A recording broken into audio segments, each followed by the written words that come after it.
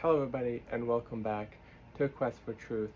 Now we're jumping back into Luke chapter 6 today, starting in verse 20, but before we get to it, I just want to remind you where we are in the story. So the last couple of weeks we've been looking at Jesus choosing the 12 apostles or disciples, and after he chose them, he came down in verse 17, he came down with them to a level place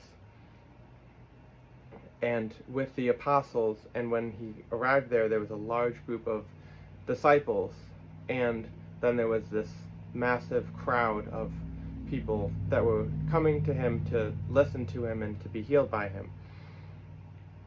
So Jesus healed all of the people, and then we pick up here where he begins to teach. And so starting in verse 20, we're going to be looking at verses 20 through 26. And turning his gaze toward his disciples, he began to say, "Blessed are you who are poor, for yours is the kingdom of God. Blessed are you who hunger now, for you shall be satisfied. Blessed are you who weep now, for you shall laugh. Blessed are you when men hate you and ostracize you and insult you and scorn your name as evil, for the sake of the Son of Man. Be glad in that day and leap for joy, for behold, your reward is great in heaven. For in the same way their fathers used to treat the prophets. But woe to you who are rich, for you are receiving your comfort in full. Woe to you who are well fed now, for you shall be hungry. Woe to you who laugh now, for you shall mourn and weep. Woe to you when all men speak well of you, for their fathers used to treat the false prophets in the same way." So here we have these kind of two different people or groups of people that Jesus is referring to: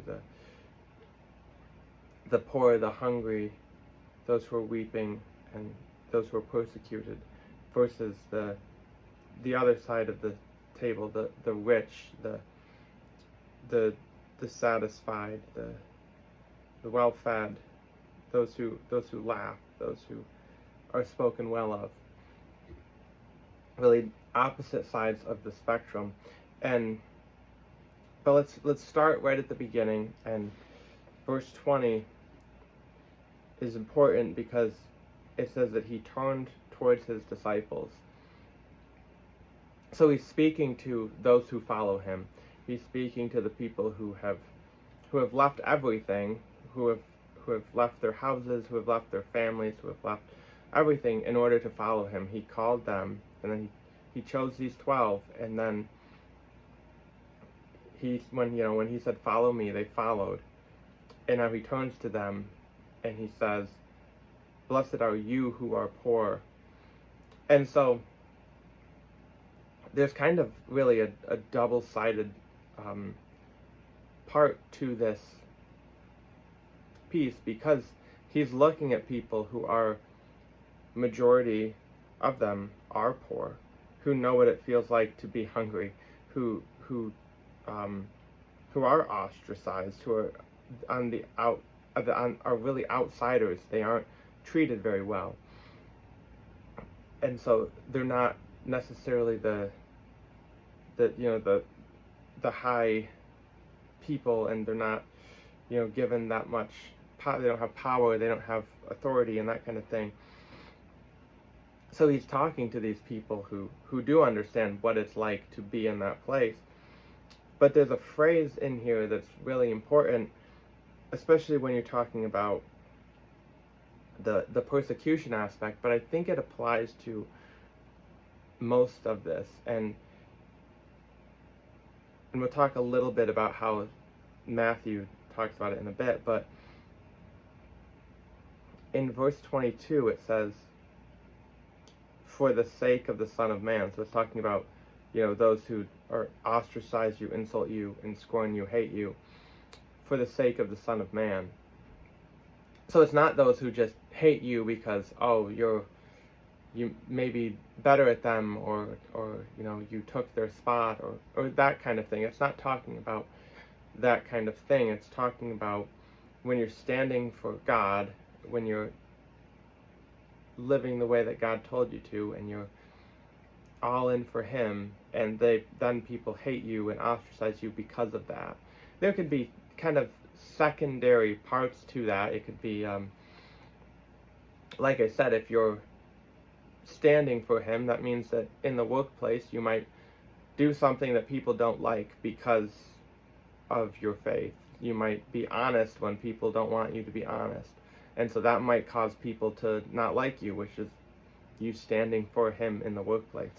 So there's definitely, it's not just I'm preaching the gospel and people are like, I don't like you because of that. It can be the way, not people not liking you because of the way you're living, but it comes back to, for the sake of the Son of Man.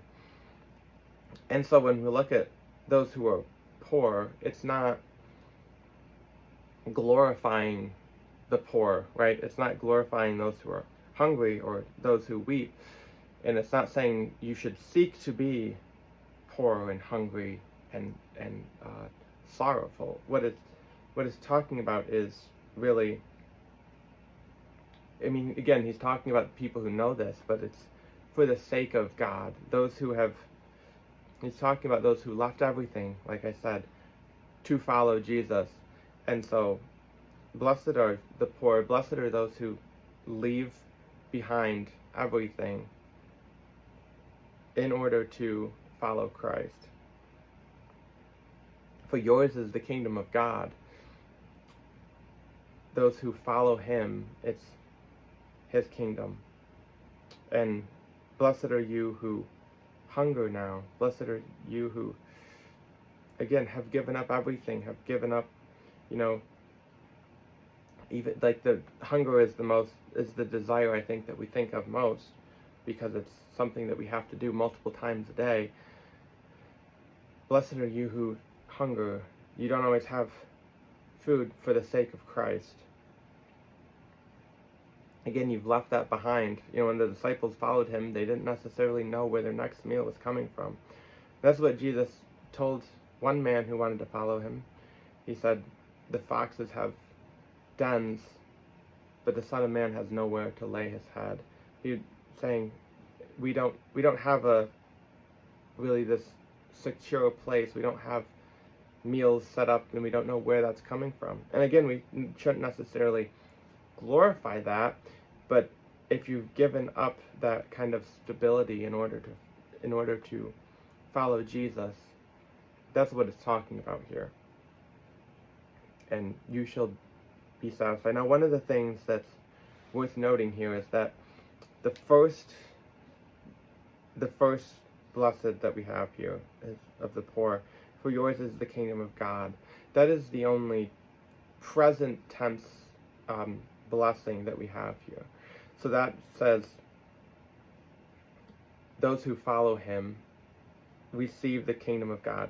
Now, obviously, it's not fully realized until Christ returns, and there's a lot of that already but not yet going on throughout the Gospels, where you have the kingdom of God is here when Christ comes, and yet there is still a time before we actually enter into it in glorification, in our new bodies, where we're able to really fully enjoy everything that has to do with that, with the kingdom.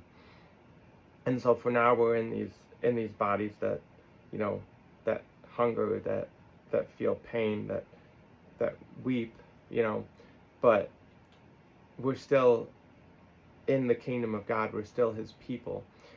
And so, but when it comes to being satisfied from hunger and the laughter part, and those are things that are to come. That's really the culmination of the kingdom here, not as it comes to its fullness, right? When Jesus brings his kingdom first when we go to heaven, but then when it comes down to earth, we'll experience those things, those blessings of never having hunger, never weeping, right? God will wipe every tear from their eyes. But then when it comes to persecution, it says, be glad in the day of persecution, and leap for joy, for behold, your reward is great in heaven. It's interesting that it doesn't actually say the reward, but it just says, be glad and joyful now, because in the future, in heaven, you will have a great reward. And to be with Jesus is so much greater. To when we get to heaven, it'll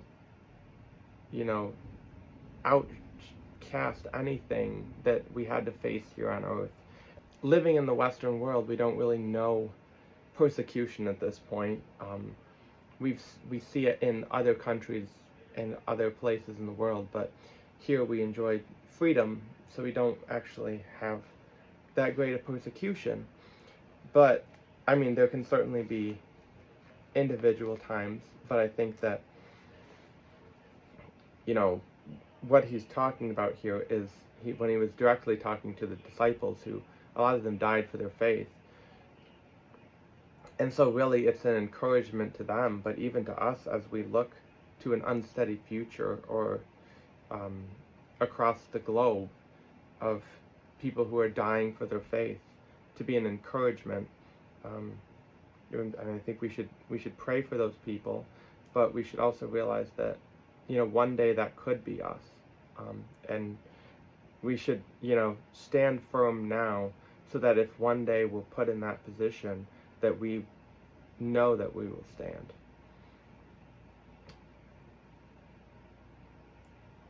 And he says to be glad in persecution, just like what James says, that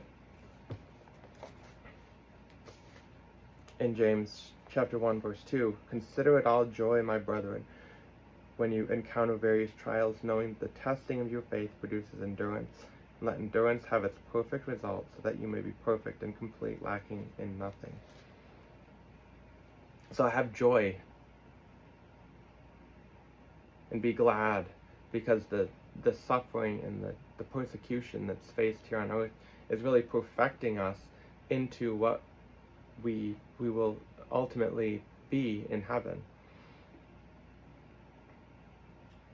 And then he brings in another group, and he says, for in the same way their fathers used to treat the prophets.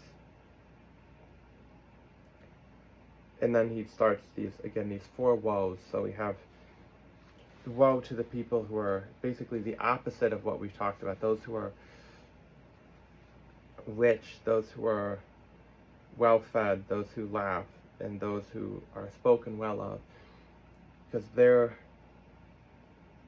getting everything that they will get, and what's to come is the opposite of that thing, of those things.